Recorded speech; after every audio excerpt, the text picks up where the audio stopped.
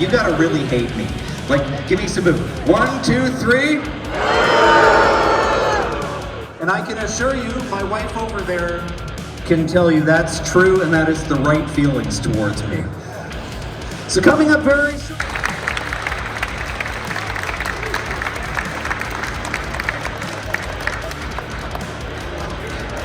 Oh, come on, you can put your hands together much better.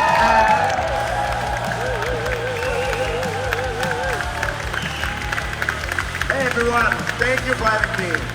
I'm very happy to be here, and thank you for coming out. George, great to have you. Please, if you want to ask George questions, I'm ready to ask him some questions until people are ready to do it. But we'd like to hear from you, the fans. And we're certainly glad to have George here with us today. It's awesome that you're here. You know what? Everybody who comes to Victoria says they want to stay here, live here, move here. So when are you moving here? Listen, I love it. I came, it's my first time here. I've been in BC before, in Vancouver. But I was amazed that, you know, I flew, I took a plane from Vancouver, and I look, when you look down, when you arrive, it's just very beautiful. And when you land and you come here and you breathe, the air is pure. I love it. It's great. Can you smell the salt in the air here a little bit? Can you smell it? Smell it? The salt, like salt water, the ocean. No, but the air is, it's like clear. a lot of trees. Yes. I like it. Well, we love having you here. I'm from countryside, so I'm not from city. I'm more of a country guy, and I like it here because it makes me remember where I'm from a little bit. You got a country guy over there clapping for you right there. There you go. There you go.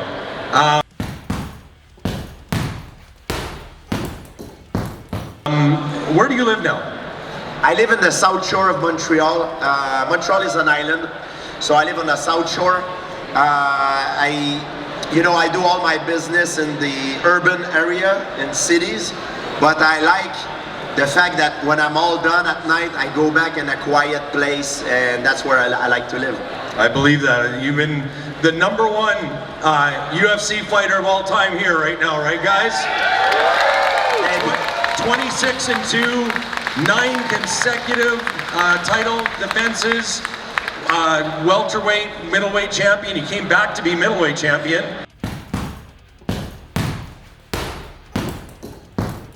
That had to be very good. Yeah, that had to be a good feeling when he came back out of retirement to win it again. Yeah, I felt that I left on a bad note, and I didn't like the way it ends.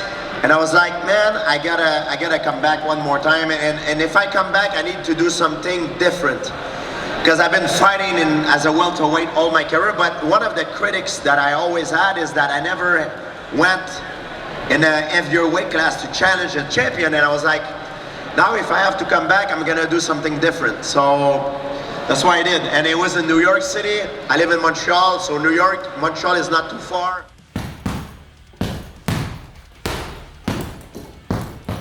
There's no perfect job. And I'll try to explain to you guys the best I can. It's a love-hate relationship for me. There's 365 days in a year. And I love my life. I love it. I have the freedom. I train. I got to practice the sports that I love. I like the science of fighting. I like the camaraderie I have with my training partner. But the worst day of the year for me is the day that I have to fight. Because for me, not knowing if I will succeed or be humiliated or badly hurt is unbearable. It's very, very stressful.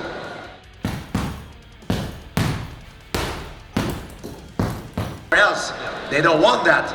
So they want to lock you in, so you sign 3, 4, 5 fight contract. Yeah. So our purses are predetermined before the fight, depending of the outcome of the previous fight. So in the contract, we wanted to have a weight class that is a catch weight We wanted to have drug testing, and we wanted to have an independent contract for me to fight him, because if you want me to derail from what I'm doing, you need to compensate us more, because it's different, it's reasonable, and that was on our side the demand. I don't know what Anderson Silva's demand was, because when you negotiate independently. You don't know what the other side, and they never came back to us with the answer. They did not even say no or yes. They didn't even did not even came back. So that fight, unfortunately, always stay in the room of speculation. And because they're running a business, and think about it. Do you rather have two superstars climbing the rank and make money? They make money for your organization, or you rather have two superstars fighting each other, one go down and one climb? It's more profitable, perhaps, to have two. It is true. It is true. So that might be why they did not came back to us. Yeah, that's totally fair. But thank you so much for your time. Same thing with the Khabib fight, by the way. Similar situation. I just wanted to ask quickly, with that fight, was that was the same situation you said? It was like similar? Once we were retired, after Khabib retired, like a few months after he retired and I retired, Dana White called me. He's like, would you be interested on fighting Khabib? And I asked him, Khabib is retired, and I know he said he would never come back. He promised his mother. I'm like, did he say yes? He's like, yeah, he said yes. I thought it was weird.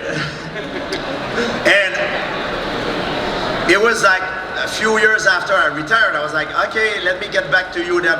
So I call a friend of mine, Ali Abdelaziz, to see if it's true.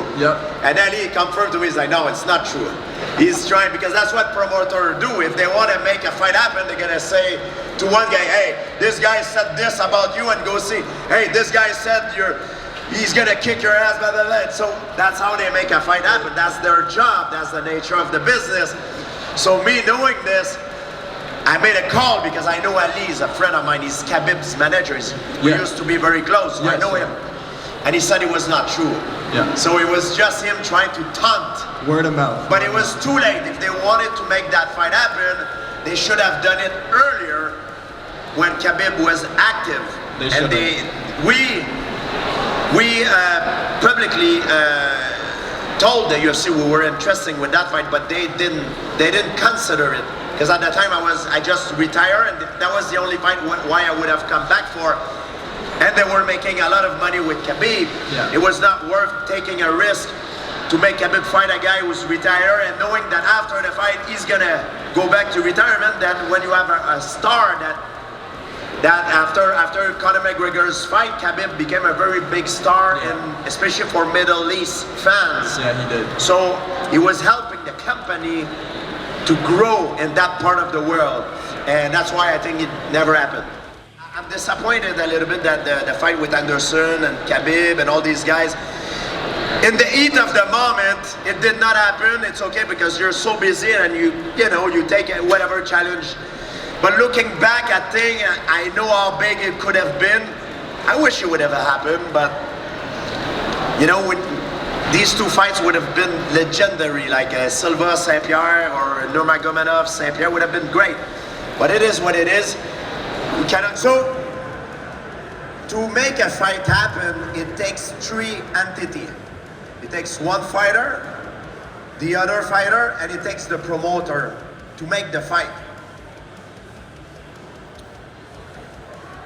Anderson and I went. Everybody wanted to see that fight. We were competing in two different weight classes.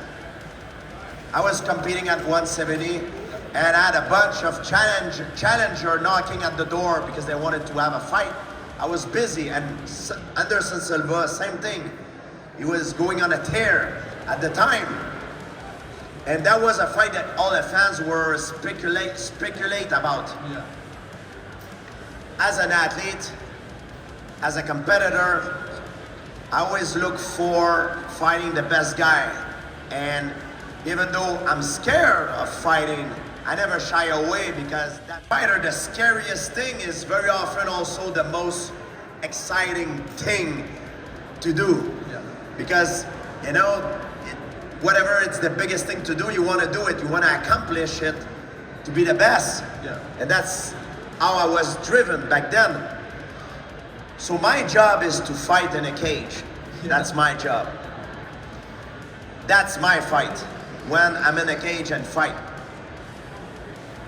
I have a team behind me, because I don't have the expertise to do everything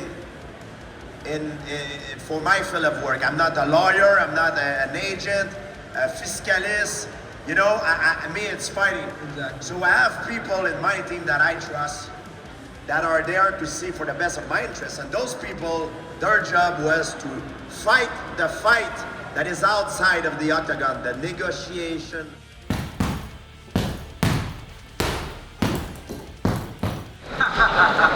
It's a great question. It's very subjective. In combat sport, you only speculate. In sport like sprinting, lifting, there's no speculation, because we know that Usain Bolt run faster than Ben Johnson, and you know, vice versa, because we have result, clear data. In combat sport, we don't have that. So for me, my top 10 would be Royce Gracie,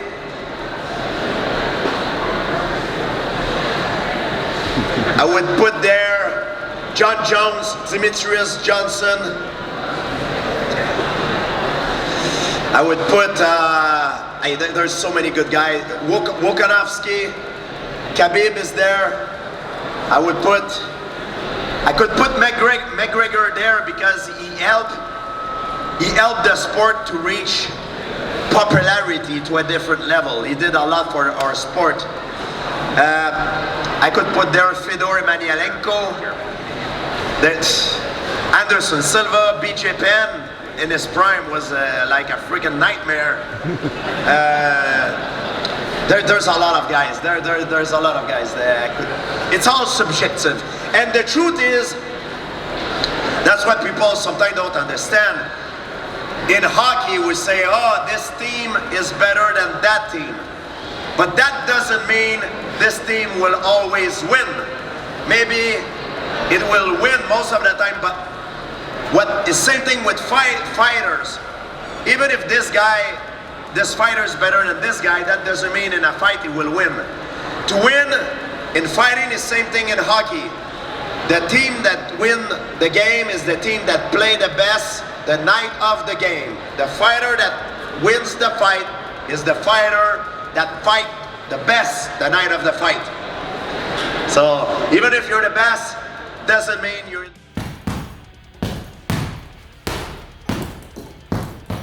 After you retire, yeah. So after I retire, I have one general rule for you, to everybody that listen to me, because nobody escaped the laws of thermodynamic. I try to burn more calories than I put in. That's it. That's my rule. And I work out. I train very hard. Not because I want to be the strongest man in the world, it's because I want to stay healthy. And I love it. It's therapeutic for me. So that's my rule. It's very simple, it's mathematic. You try to burn more than you consume. If you want to be healthy, I think that's one of the rules. And it requires commitment, discipline, but it is what it is, and that's what I believe.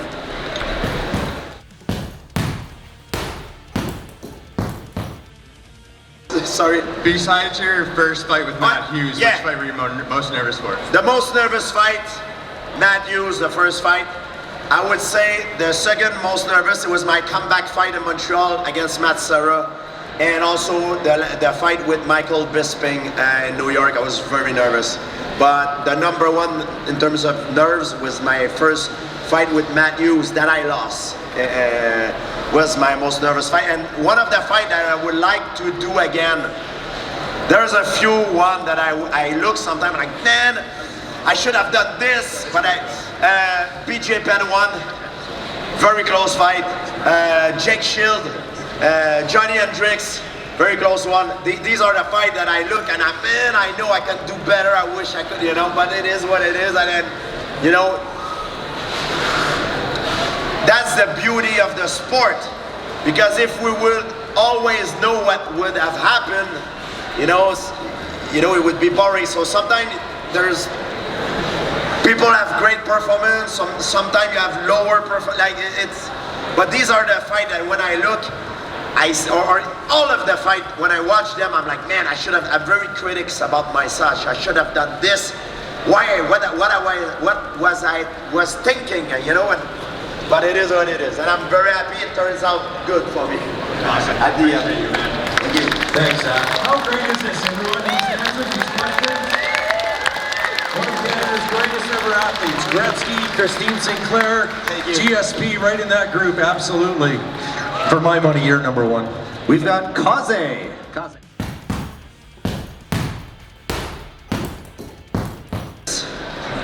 You want to always keep your opponent at the end of your punches if you don't want to go to the ground and if you want to hit him with the maximum power you have. So when he comes forward, you go backward. When he goes backward, you maintain the forward pressure. That's the idea. That's the rule number one. Okay. If he passes that line and he get close to you in a clinch, now you have to rely on your wrestling skills. And there's no other way to get those skills than to work on it in the gym. So go work on it, man. Let's go.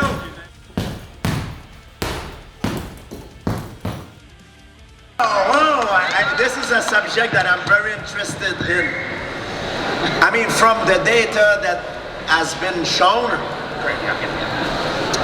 and from all the discussion that I've seen online among the experts, it seems that the instrument that they use is relatively new.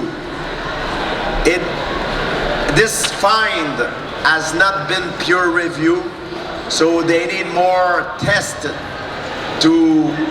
before we claim with certainty that there's something big under the Gaza Plateau. But that is a very interesting discovery if it turns out to be true, because it will redefine everything that we know about history. Redefine history for sure. Yes, but before we get all excited, and which is normal to be excited because every great discovery starts with with a paradigm, when you break a paradigm, and that's what it is. And I think they need they cannot just disregard it. If they disregard, it's bad. I think you need to dig in to see what really is going on out there. That's my opinion on this subject.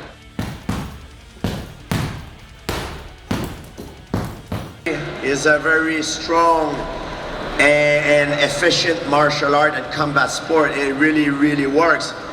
Every combat sport works. Every technique of every combat sport works. It's just how you use it. And karate for me it's my base. That's how I learned how to control the distance and close the distance. So for me, it's my bread and butter. That's the most important martial art I have in me. It's karate. And it suited my style perfectly.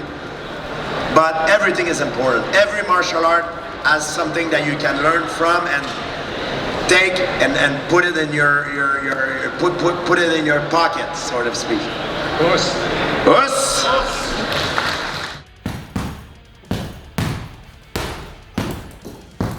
I always try to stay authentic to who I am, especially nowadays with the social media.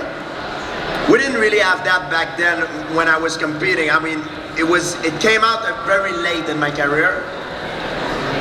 So it's another way to promote yourself. So back then it was through the media that we used to do all our interviews and say what we had to say. I always thought the best way for me was to stay humble and stay authentic to who I am. I'm not playing game. Nowadays it's different because you see guys sort of create a character because of social media now. you can say something that goes straight to the public like in 2 seconds. We didn't have that back then. It was a different era. So guys use those platforms to promote themselves.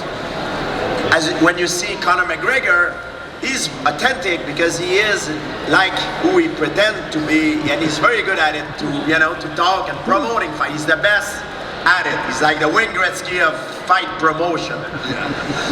But there's guys that are not authentic, and it shows up when you're not authentic. So I'm always trying to stay authentic to who I am. And when you talk about losses, I have 2 losses in my professional career, but I have a lot of losses before that. People don't know because they never heard of it. And I'm sure it's the same thing for any great athlete. They never start right away by being successful. It requires a lot of work. Before I get to the level that I obtained, I had to go through a lot of ups and downs and getting beat up in the gym, being humiliated. So I had a lot of losses. It's just that those losses were not public. But every time I had losses, like especially professional losses, there's 2 things that can happen. You can lose all your confidence and giving up, or you can take that and use that as a tool to improve and get better. And the way you do it is you need to analyze and find out the reason why you lose. And when you find out the reason why you lose, you make sure to never make the same mistake again. That does not mean you will never lose again. That just means that you will never lose again for the same reason. So a loss, it's not really a loss. A loss is just a way that it helps you to improve and get better. You know, I think is Einstein says, it's not that I failed, I only found one way that it doesn't work. And it's, for me, the same thing.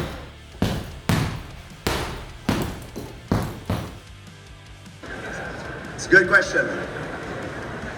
It might surprise you, but none of them really got under my skin, even though Dana White repetitively said, oh, he's got under GSP skin. I'm very good at putting a shield around myself. And this is due, I believe, to the fact that growing up, I was victim of bullying.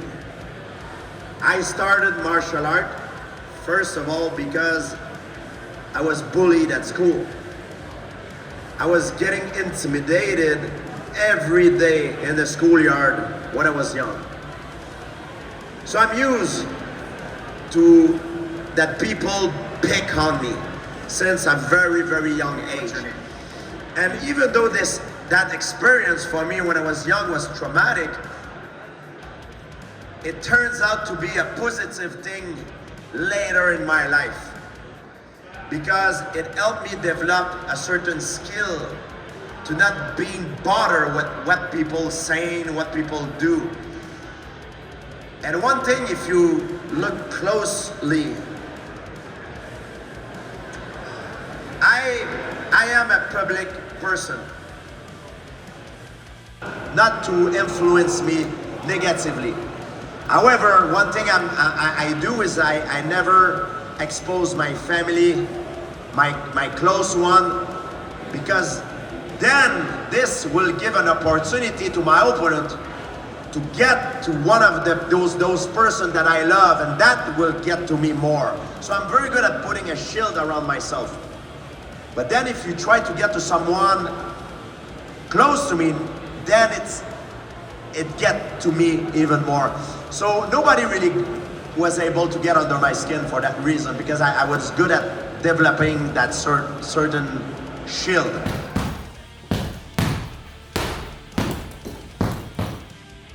But Batroc, the leaper, he's a badass too. And I have not said my last word. I'm gonna come back with my brigade and get my revenge. Even though Captain America is not Steve Rogers anymore. He's the Falcon. but I might come back. I might not be dead, so you'll see. You don't show your hands when you play cards, but you'll see. Thanks, George. You're afraid that you don't like what you're doing. You're not afraid, you're excited. And I was like, man, I don't know if it's my English the problem, but because my English is bad. Maybe it's a language barrier, but I don't feel like I'm excited. I would be excited for the reason, but not to go fight on Saturday night, not knowing if I will be beat up or humiliated or winning the ultimate prize. And then I realized that I should never be afraid to admit that I'm afraid, because there's no courage without fear. And I made peace with it.